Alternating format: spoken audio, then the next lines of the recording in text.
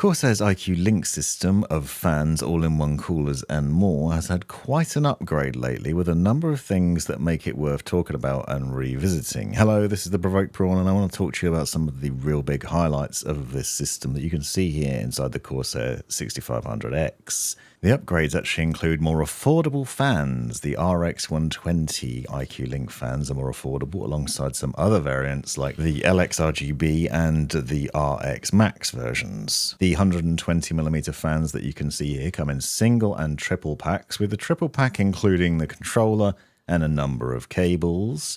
But you can also get them in single individual packs as well, and these are interconnected fans which no longer have the sensors on them that the QX versions did, which make them more affordable, but they are still very nice. The big highlight and upgrade to the system comes in the form of the controller though. This controller has now been upgraded so that you can control up to 24 different devices from one controller. The other highlight here is that the single pack of fans now includes a cable, which it didn't when the QX fans originally launched, which I said at the time was a bit insane. So now you get the cable plus screws and connectors to put it into your system, and these screws are actually really easy to install as well. Now I'm using the Corsair iCue Link H150i RGB with this setup, and this all-in-one cooler makes installing the fans and linking them all together really simple. As you can see, it comes with its own controller, a long cable and two shorter ones, and the controller itself is a little bit more complicated. I've done a wiring guide separately on this and I plan on doing an updated version, but you can see that you need a 6-pin PCIe power connector for this, which you'll have to run from your power supply unit, and that's usually what you'd use for your graphics card, so you need to make sure you've got one spare. You also have this very short USB cable, which is micro USB to a connector that then runs to your motherboard. This cable is painfully short and that can be problematic in some instances. There's an additional cable with the cooler which plugs into the CPU fan header on your motherboard, and then you can control everything from Corsair's iCue software. You can also get a LCD screen for the cooler, which is an additional purchase that you can simply put on the top of the pump in place of the standard cap, so you can see that you can just pull that off and swap it out for the display. Sadly, this really should be included as standard, I think, but it isn't an optional upgrade, and it does make this thing modular, because they are releasing other variations that include a fan that you can put directly onto the pump as well, which should be pretty interesting. We'll see that in the future. And then you can run it like this, as you can see here. Now, as I mentioned, these are the QX fans, which are the more expensive versions, and they have sensors built into them, but obviously you've also got temperature readouts on the display as well. Now, the upgrade to the fan system means that you can run loads of fans together and only use 2 ports on the controller. You can daisy chain things together, so you can see, for example, that I've got 2 groups of fans here, one group of 3 connected to another group of 3, run into 1 port on the controller, and then I've got the radiator with the pump, the display, and 3 fans on it, and then I'm putting an additional 3 fans into that. This means that you can easily connect up those things. To be a bit bonkers, I took the QX fans that come as standard on this all-in-one cooler off of it, because I wanted to be able to demonstrate a few things, including a push-pull setter. But you probably wouldn't do this because these are very nice fans that are the more premium version of the iCue Link fans. Interlocking fans with their own built-in temperature sensors and lighting on both sides. The RX fans are the more affordable ones, but if you wanted uniformity throughout your case, you could install these on the radiator. Note that you need to make sure that the connector on the fans is accessible though, because these fans plug into the radiator and then the radiator plugs into the controller via another cable, which is why you see 2 cables running out of it. The reason I wanted to do this was to show how you could do this and how you could set up a push-pull system in your case if you wanted to. So here I'm using the side-mounted tray from the Corsair 6500X, installing the radiator onto it by running some fans on the other side facing in the same direction, so we're pulling cold air from the rear of the case through the radiator, and that way we've got 6 fans cooling the radiator down, hopefully keeping the CPU nice and cool. But as you'll see in a minute, the wiring for this is now a much easier affair than it used to be when the iCue Link system first launched. We install the radiator into the case and set it up with its multiple fans on it. Bear in mind that historically you could only have 7 devices connected to 1 port. So 6 fans is obviously 6 devices. Then you have the pump and the display. That makes it 8.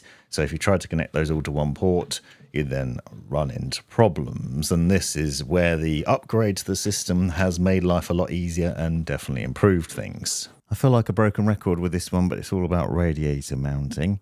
So Gamers Nexus did that video, which everybody loves, about having your tubes down. Everybody misunderstands it and tells you you have to have tubes down all the time. So for the sake of this build, I'm doing tubes down. But actually, Corsair also recommends doing tubes at the bottom, even though their pictures show them at the top because it looks nicer.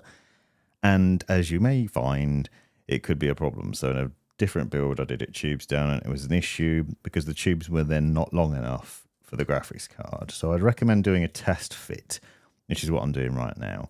Because you can see, if we do it like this, then the tube, there's not much room in regards to where the tubing is going to go. It's also going to block the RAM. Aesthetically, it looks nicer at the top. The reason the tubes down recommendation comes in is because obviously there's coolant inside the radiator. It flows through the radiator, through the tubes and into the pump, which is in here.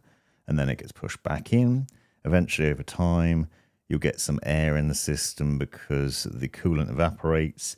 That air can then potentially get into the pump if it's the highest point in the system. So if this was right at the top of the case, for example, which is why you never bottom mount your radiator, because then it would be, then the air bubbles would travel from the radiator into here and then will potentially damage the pump, making it not work anymore. That's a big problem. So that's why people always say tubes down at the bottom. In this case, in theory, if you have it this set up, any air that gets into the system will end up right at the top of the radiator here, collecting air over time. So the bubbles will then be at the top of that. They'll never get into the pump, and it will not be a problem. Now, I personally think that's a minor issue. It will only happen really long term, probably after the warranty's long run out, even if you're looking at a 5-year warranty. So the tubes at the top is not an issue really, because you'd need a lot of air in there before it got sucked into the tubes and then pulled into the pump. It would have to be also sucking downwards against the coolant. It's a minimal problem. If you're worried about it, top mount your radiator instead. The air will then get trapped at the very top of the radiator. It can't possibly get into the tubes. So that's the easiest way, and definitely never bottom mount. But if you want to side mount and you are concerned about it, you can do this. However, you probably should test fit your graphics card first, which is what I'm going to do, because if you've got a longer GPU, it can potentially cause problems if the tubes are a bit short, because you might find the tubes are just going to get in the way. So what I'm going to do now is test fit this GPU in its standard position and see how we get on with that. So with this graphics card, it's got 2 connectors on it. Your standard PCIe connector, but the power connector is here, so there's no power cables. This is the tough gaming GPU, which I'll leave links to in the description. This is a 4070 Ti Super. Pretty nice looking. Obviously, can't be vertically mounted because of the way the connectors work, which is a shame. But if we put this in first, pop that in like that, and then we need to get the tubes really on the right hand side like this, and you can now see they are very close to the graphics card. You can maybe tuck them behind it. Yep, you can. Okay, so you could do that. So we're probably going to end up doing that, but it's quite tight. I feel there's loads of pressure on there, but aesthetically it's not as nice looking as having them at the top, but it does work. It is worth testing to make sure it does fit nicely beforehand. On initial boot in this setup, you may well see the triangle of doom on the iCue link display. This is connected obviously through the system itself. There's a USB-C connection you need to run from the radiator to the motherboard. So it's now 2 USB connections, one from this and one from the controller. However, the controller probably needs updating in iCue Link before it will support all these devices. Because as I said, we've got the display, we've got the pump, that's 2, then you've got 6 fans. So that's obviously a lot of fans. As standard, it only supports 7, so it hasn't done the firmware update probably, which is why none of the RGB lighting is working. and this isn't working properly. So it only supports 7 on one port, whereas I've got 6 fans, the pump and the display. So we've obviously got 8 devices there potentially as a minimum. Not sure whether the radiator is included in there or not. Not clear on that. Feel like it isn't, but it might be.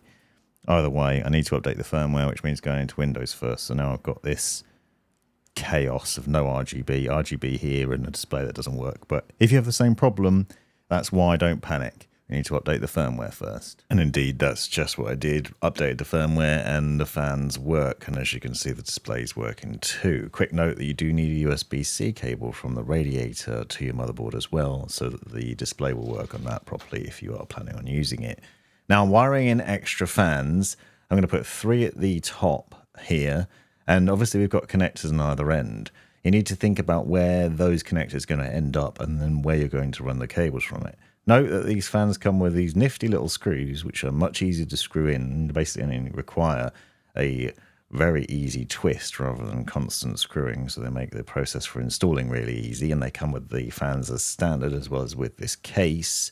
So you can set these up. But the point here is the wiring, which you need to think about the logic of how you're going to connect these. So you have the tiny little cable that is included with a single fan. What I'm doing here is running it from the rear exhaust fan to that group of 3 fans on the top. That's then obviously connecting those together. And then you can, in theory, obviously run a cable from the other end as well, because you have connectors on either end of the fan. So you can just think about the logic of how that's going to work and how it's going to connect up in your system. You only have 2 ports on the controller, so this could easily get complicated if you're not careful, but it does work quite well if you think about the logic of how this is going to happen. So now we've got 4 fans here. I run 1 cable from the end of that group of 3 through to the back of the case and plug it into one side of the controller. On the other side of the controller is a cable that is running to the radiator of the H150i RGB iCue system, and that in itself allows you to then control multiple devices from there, obviously remembering the power connectors. But another hidden treat here is that you can actually mix and match fans in that system, even if they're interconnected. So, for example, I can take the RX fans off of the radiator on one side and replace the QX fans that came with the system originally. This means that if you wanted to do something like I am, and you're basically having 3 fans in your case to make it look the same aesthetic throughout, but you want to hide away some extra fans at the back like this, then you can do that, and it still will work in the system, and you can wire it in the same way. So essentially what I've got here is a cable that's at the top, as you can see, which is running from the front fans, and that's connecting to these rear fans. The bottom of the front fans is then connected to the radiator, and then we have additional cables for the intake fans that go at the bottom. So you need those long cables. I'd recommend getting 2 triple packs as well as the H150i cooler if you're planning on doing a similar build to me, because you get these long cables, and the long cables make life easier. So rather than using 2 controllers, because things would get complicated, especially with that PCIe power connector, you run this single cable, the long one, from this group of 3 intake fans through to the rear, and then I'm actually connecting them directly to the radiator instead of to the controller itself. So they're plugging in to the original fans that came with the H150i cooler, and then those fans are obviously connected to the RX fans on the front, and the whole system is then connected. So we've got the radiator with all its fans on it, plus the 3 fans at the bottom all connected to one port, and then the top 3 fans and that rear fan are connected to the other port on here. So you can see how that wiring works. You wouldn't have been able to do this previously, but with this firmware update to the iCue Link controller, you can now make this logic happen. It makes wiring a lot easier, but also you can mix and match fans as well as upgrading your system with additional fans and the display and potentially other things in the future as well, without overly complicating the wiring at the back, and you end up with a semi-neat build. I made a much nicer build with this in the 5000T, and you can get a lot better build depending on the case. The cable management in this 6500 is unfortunately not amazing. It's a little bit tricky to carry out, but the point is it works. As you can see, those rear fans are lighting up and spinning, and it all just functions as expected. Once you dive into the Corsair's iCue software, you can also see both lots of fans listed in here. So you can see the QX and RX fans as well as the display. You can go into these and change the lighting, and you'll see them listed in there, and you can use the wizard to work out where the fans are going to sit and the logic for that. You can also control the fan speed individually for each of these fans throughout and choose from the various different options there. If you go into the cooler itself and you go to the fan setup settings in there, you can also tell it what fans are on the radiator. So you can see that it recognizes all the fans, but then also color codes them. So you can at a glance see which fans are on there. Now, obviously, I know that the QX fans that originally came with the cooler are on there, but you'll see that the other fans are lit up with specific colors. So you can work out which fans in this list, even if you've got the same fans throughout your case, are actually mounted on the radiator. So you can tell it that for specifically for cooling purposes, not just for syncing the RGB lighting. Click through on there, assign those, and then just carry on running your system. This is also really quiet in my experience from what I've seen so far. I'm going to do a full review on the thermal performance in the full review of the case, but otherwise it ends up looking really nice. So some really nice upgrades to the system here, well worth considering if you've been holding off on iCue Link because it's too expensive. It's now more affordable, easier to use, and better in a number of ways. Find out more in the description down below and subscribe to see the wiring guide and other things. Thanks for watching. You've made it right to the end of the video, you brilliant legend you. If you've enjoyed it, click that subscribe button, give me a thumbs up, and drop me a comment down below if you've got any questions. If you really enjoyed it, consider joining the channel and see the benefits of doing so. Check out these other videos, you might well find them interesting or useful, and most importantly, have a great life.